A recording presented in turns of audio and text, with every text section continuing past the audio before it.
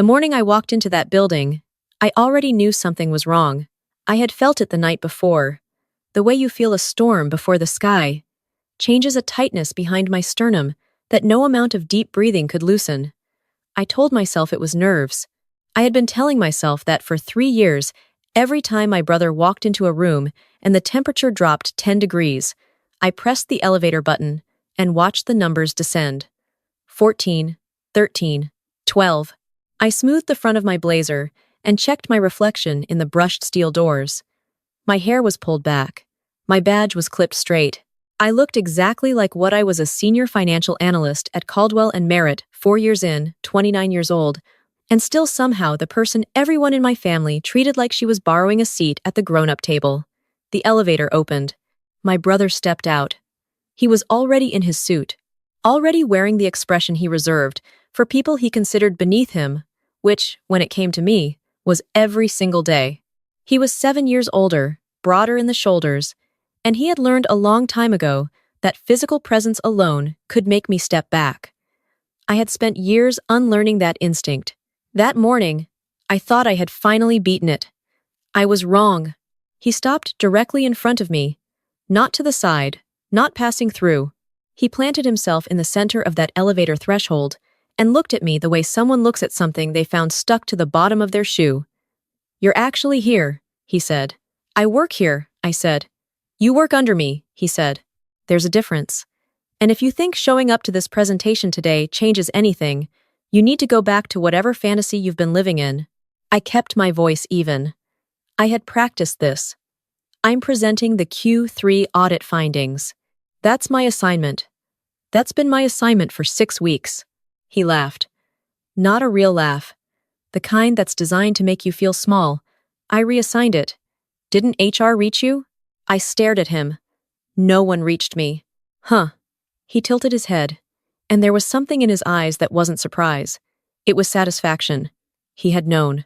He had known I hadn't been notified, and he had shown up to deliver it personally, here, in the lobby, in front of the receptionist and 2 junior associates who had just walked through the front door and were pretending very hard not to watch. Well, consider yourself notified. The Hargrove presentation is being handled by my team. You can file your notes and forward everything to Damon by end of day. That's 6 weeks of my work. That's 6 weeks of company time, he said, which means it belongs to the company, which means it belongs to whoever the company decides should present it. He straightened his cuffs. "Which is not you." I felt the heat rise up the back of my neck. I felt the junior associates shift their weight behind me. I felt every cell in my body prepare for one of 2 responses, collapse or combust, and I chose neither. "I'll need that in writing," I said. He leaned in then, close enough that I could smell his coffee, close enough that this was no longer a professional conversation and we both knew it. His voice dropped to something just above a whisper, and what he said next, I have turned over in my mind every single day since. "You have always been an embarrassment to this family. You pushed your way into this firm because of Dad's name. You have coasted on goodwill that was never yours, and you need to understand this building, this company, this floor, none of it was built for you. You are furniture. You are background noise. You are the thing nobody mentions at dinner, because mentioning you would ruin the meal." I did not move. He stepped around me and walked toward the conference wing. I stood in front of the open elevator for a long time. Long enough that the doors tried to close and bumped gently against my arm. Long enough that the receptionist at the front desk, a woman named Patrice, who had worked here longer than anyone, quietly said my name, just once, like a question. I turned around. "Good morning, Patrice," I said. "Good morning, honey," she said. And the way she said it told me she had heard every word. Here is what most people do not know about me. I do not react in the moment. I never have. My mother used to say I was cold. My brother used to say I was calculating. My father, who built this firm from a consulting practice into a mid-sized financial services company with 200 employees, used to say I was the one he had to watch. He meant it as a warning. I chose to hear it as a compliment. The truth was simpler. I learned very early that my brother's greatest weapon was not his size, not his title, not even his proximity to our father. His greatest weapon was my reaction. Every time I cried, he won. Every time I argued, he won. Every time I let the heat reach my face, he won. So I stopped giving him the heat. I put it somewhere else. I put it into work.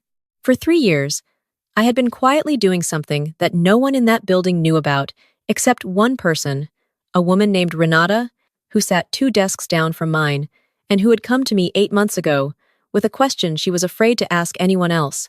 "Does this look right to you?" she had said, sliding a printed spreadsheet across her desk. I had looked at it for 45 seconds. "No," I said. "It doesn't." She had exhaled like she had been holding that breath for weeks. I found it while reconciling the Hargrove subsidiary accounts. I thought I was misreading it.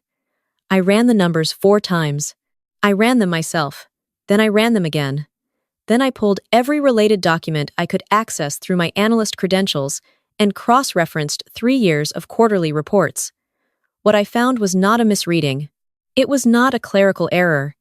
It was a pattern systematic and deliberate of redirected funds, small enough in any single transaction to disappear into the noise, large enough, in aggregate, to represent over $2 million over 31 months. Every redirected transfer had one thing in common: my brother's authorization signature. I did not go to my father first. I want to be clear about that, because people have asked me since why I didn't, and the answer is the same now as it was then. I already knew what would happen. My father loved my brother the way some men love their legacy completely, and with a blindness that was almost tender. My brother was the one who was supposed to take the firm forward. I was the one who was supposed to get married and consult part-time and show up to Christmas. Any evidence I brought to my father would be filtered through that lens first. By the time it came out the other side, it would look like jealousy. So I did not go to my father. I went to the company's external auditing firm. I had worked with their lead partner, a sharp, unhurried woman. I will call the auditor because her name is not mine to put in this story during my first year at the firm. She had been thorough and fair, and she had told me once, unprompted, that I asked better questions than anyone she had worked with in the past 5 years. I held on to that. I called her 8 months after Renata slid that spreadsheet across her desk. I laid everything out on a conference table in her office on a Tuesday morning in March. Printed records, digital copies, a timeline I had built myself, sourced entirely from documents I had legitimate access to through my role. I told her I needed her to tell me whether I was reading it correctly. She looked at it for a long time, longer than I had. "You're reading it correctly," she said. "Then what do I do?" She straightened the papers. "You let me do my job." The months between that Tuesday and the morning my brother stopped me at the elevator were the strangest of my life. I went to work every day. I sat in meetings. I smiled at the right moments and took notes and answered emails within the hour. I watched my brother chair the leadership calls and accept compliments on the Hargrove account and clap my father on the back at the company's anniversary dinner in June. I watched my father look at him the way he always had, like the answer to a question the family had been asking for years. I watched, and I waited, and I put the heat somewhere useful. The Q3 audit findings I had been preparing for 6 weeks were not routine. They were the final layer of documentation the external auditor had asked me to compile a clean, presentable record of the financial analysis that would, when combined with her firm's independent findings, form the basis of a formal compliance report to the board. My brother did not know what those findings actually contained. He thought he was taking a presentation. He was actually carrying evidence. After he walked away from me in the lobby that morning, I went to my desk. I forwarded my complete audit file, all 6 weeks, all 87 pages, all supporting documentation, to the external auditor's encrypted portal, as we had agreed I would do once the work was complete. Then I sent one email, short. No subject line drama. "It's ready. I'll be available after 2 p.m. if you need me to walk the board through anything directly. M." Her reply came 11 minutes later. "Be in the 14th floor conference room at 3 p.m. Bring a hard copy of the timeline." I printed the timeline. I put it in a folder. I put the folder in my bag. I went to get coffee from the break room, and I stood by the window for a few minutes and watched the city below and breathed. Renata came in behind me. She poured herself a cup without saying anything. Then she said, quietly, facing the window the same way I was.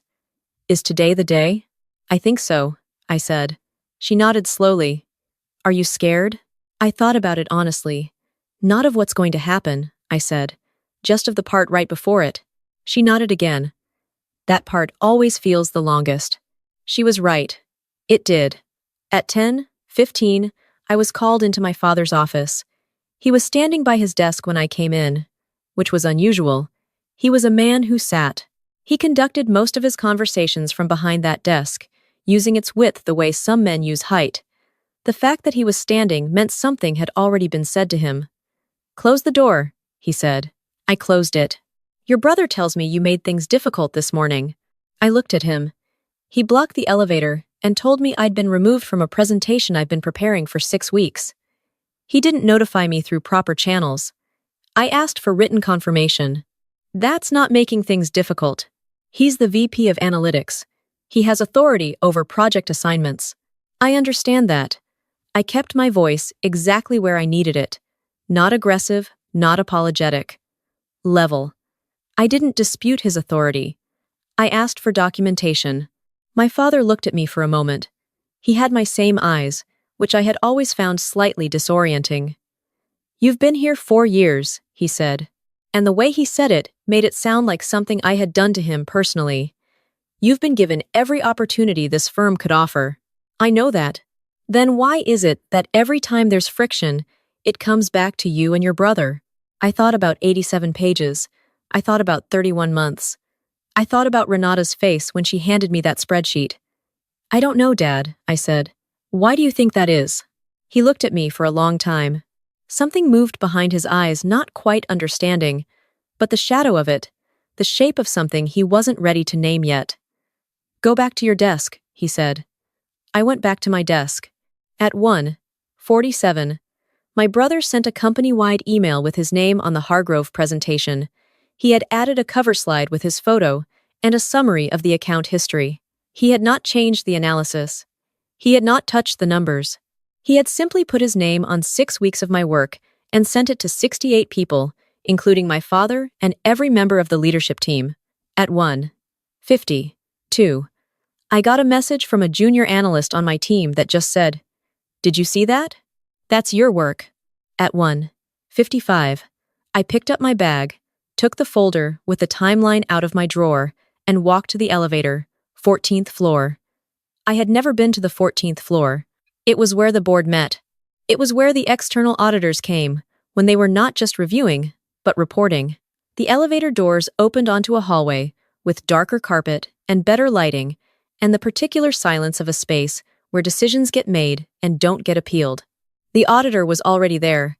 She was standing in the hallway with 2 members of her team, and a man I recognized as the company's general counsel, someone my brother had lunch with twice a month. The general counsel saw me and looked immediately at the auditor. She's the one who compiled the internal documentation, the auditor said. She's been assisting the investigation for 8 months. He looked at me differently after that. The board is convening at 3, he said. We'll need your timeline in the room. I want to tell you what happened in that room calmly, because the actual experience of it was not calm. There were 7 board members. There were 2 seats at the front of the table for the auditor and the general counsel. There was 1 chair slightly to the side for me, with a small placard that said, "Supporting documentation, M. Caldwell."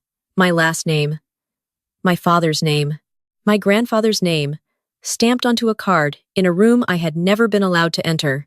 The board chair, a woman in her 60s, who had known my father since the firm was 3 people in a rented office, opened the session. The auditor presented.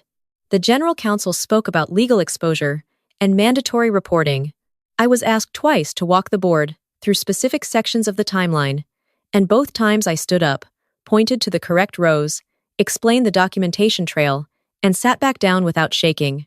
At 3:47 p.m., the board chair asked the general counsel to contact the firm's compliance officer and initiate the formal process. At 3:52, my brother was called by phone and asked to come to the 14th floor. I was still in the room when he walked in. I want to be precise about this. I did not plan to still be in the room. The auditor had asked me to stay in case there were additional questions about the documentation. I was not there to watch, but I was there. He came through the door already talking something about the presentation, something about the Hargrove timeline, something about needing just 10 more minutes to finalize the deck. And then he saw the board. And then he saw the general counsel. And then he saw the auditors team with their binders and their laptops. And then he saw me. The talking stopped. I have thought about what his face looked like in that moment many times since. I have tried to describe it to people who weren't there. The closest I have come is this. It looked like the moment you realize the ground beneath you is not ground, that it has never been ground, that you have been standing on something that was always going to give way, and the only thing that kept it solid for this long was everyone agreeing, collectively, not to look too closely. He looked at me, and I looked at him, and I did not say a single word. The board chair stood up. She said his full name. She told him that an independent audit had identified significant irregularities in the Hargrove subsidiary accounts spanning 31 months. She told him that the board had reviewed the documentation and that the general counsel would be outlining next steps. He turned to the board chair and said, "This is a setup," she said. "Sit down, please." He turned to the general counsel. The general counsel said, "Sit down." He turned to me. I looked at him for a moment. I thought about the elevator that morning. I thought about the phrase background noise. I thought about Renata at the break room window saying that part always feels the longest. I didn't say anything. I didn't need to. He sat down. My father came to the 14th floor at 4:30. I don't know who called him. He came in through the hallway and stopped when he saw me sitting outside the conference room on one of the chairs lined against the wall, the kind of chairs that are there for waiting, not for comfort. He stood in front of me the way he had stood at his desk that morning, and for a long time, neither of us spoke. "Did you know about this before today?" he asked. His voice was different, quieter. The boardroom voice was gone. "I've known for 8 months," I said. He absorbed that. I watched him process it, the timeline, the math, the fact that his daughter had spent 8 months doing the thing that the firm's own internal systems had failed to do. "Why didn't you come to me?" I looked at him honestly. "You know why." He sat down in the chair next to mine. Not across from me, not at his desk, not with the width of anything between us. Next to me. He didn't say anything for a while. "He's my son," he said finally. "I know," I said. "That doesn't." He stopped. Tried again. "I know that doesn't make it right." "No," I said. "It doesn't." He put his hands on his knees. He was older than I usually let myself notice. The hands were older than the rest of him. "I told you this morning that every time there's friction, it comes back to you and your brother." "You did." "I've been saying that for years." "Yes." He was quiet again. Outside the conference room, I could hear the muffled sound of the general counsel's voice, laying out a process that was going to reshape the next several years of everyone in that room's lives. "I owe you an apology," my father said. I had waited a long time to hear those words. I had rehearsed how I would receive them coolly, correctly, with the appropriate degree of acknowledgement and no excess. I had prepared for them the way I prepared for presentations. What I actually did was cry. Not loudly, not dramatically, just the kind of crying that happens when something you have been bracing against for years finally stops pushing back, and your body doesn't know what to do with the absence of pressure. My father put his hand over mine on the armrest, and he didn't say anything else, and neither did I. My brother resigned 6 weeks later as part of a negotiated settlement that I was not party to and do not have full details of. The firm retained outside counsel. The Hargrove account was restructured. $2,300,000 was accounted for, and a repayment process was initiated. My father called a leadership meeting in November. He stood up at the head of the table and said a number of things that I will keep private, because they were said to the room and not to me personally. And this is my story, not the company's. What I will tell you is that at the end of that meeting, he announced the formation of a new internal audit oversight committee, and he named me as its head. Not suggested, named. Renata sent me a text that night that said only, "I knew." I sent back a single thumbs up because I did not have words yet. The auditor took me to lunch the following week. We talked for 2 hours about compliance frameworks and investigative methodology, and the particular difficulty of being the person inside an organization who sees something that everyone else is too close to see. At the end, she told me that in her 20 years of work, she had met very few people willing to carry something quietly for 8 months without using it for leverage or self-protection. I thought about that on the drive home. I thought about what it meant to carry something without using it as a weapon. I thought about the fact that my brother had used everything he ever had: his size, his title, his proximity to our father, my own work product as a weapon, and that the only thing that had outlasted all of it was a set of numbers that told the truth whether or not anyone wanted to hear it. Numbers don't have loyalty. They don't have favorites. They don't care whose name is on the presentation, or whose signature is on the authorization, or who gets the corner office, or who gets sent back to their desk. They just tell you what happened. A few months after everything settled, I was walking through the lobby on a Tuesday morning, and I passed the elevator bank, and I stood there for a moment, looking at the same brushed steel doors I had looked at that day. My reflection was the same. Hair pulled back. Badge clipped straight. Blazer. I pressed the button. The elevator came down. The doors opened. I stepped in. Nobody stopped me.